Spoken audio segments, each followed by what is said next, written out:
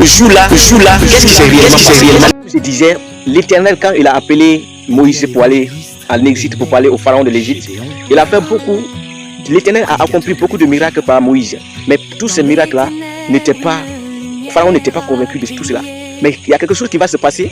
Et à cause de cela, il va laisser les enfants d'Israël partir avec Moïse. Ce qui s'est réellement passé, c'est que tout premier-né, que ce soit parmi les hommes, que ce soit parmi les animaux, parmi toutes les activités, tout premier-né, le mal était détruit par, par un ange qui est passé. Et avant de passer, l'Éternel a donné des ordres à Moïse, à son serviteur Moïse. Il a dit, allez, dis à tes serviteurs, dis à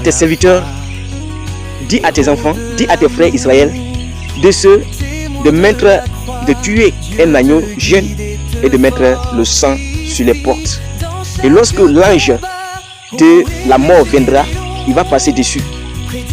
Donc, ils ont fait pareillement comme Moïse les a recommandé. Et lorsqu'ils ont terminé de faire ça, cette même nuit, toute l'Égypte a été frappée par ce deuil-là, y compris la maison du pharaon lui-même.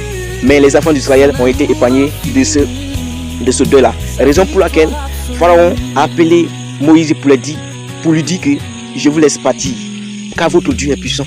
Et lorsqu'il a laissé les enfants d'Israël partir, l'Éternel a dit que pour se souvenir de ce jour, il faut faire de cela un jour de fête.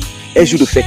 Raison pour laquelle nous parlons ici des Pâques juifs. Voici la signification de la Pâque juive. La Pâque juive ici, c'était le salut, l'épargnement du deuil dans toutes les familles juives, dans toutes les familles des enfants d'Israël.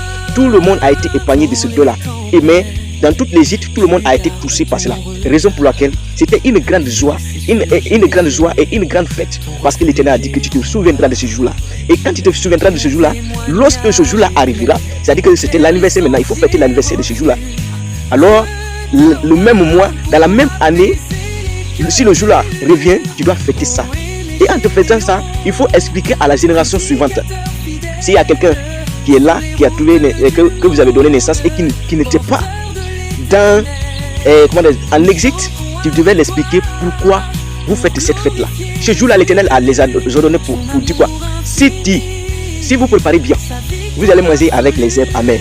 Les herbes amères signifiaient que les douleurs que vous étiez, c'est-à-dire les douleurs que vous passez, c'est-à-dire les douleurs dans lesquelles vous étiez en train de mener en Égypte, cela, vous ne devez pas oublier ça. Et que c'est moi, l'Éternel, qui vous a délivré de la main de Pharaon et tous les Égyptiens. Donc, ce jour-là, si le jour-là arrivait, les enfants d'Israël mangeaient des herbes amères. Donc, voici un peu la Pâque juive que je vais t'expliquer ici en détail. Alors, si tu as des parties non comprises, alors n'hésite pas de laisser ça dans les commentaires. Je suis le frère Aimé Gédéon Lama. Que Dieu vous bénisse.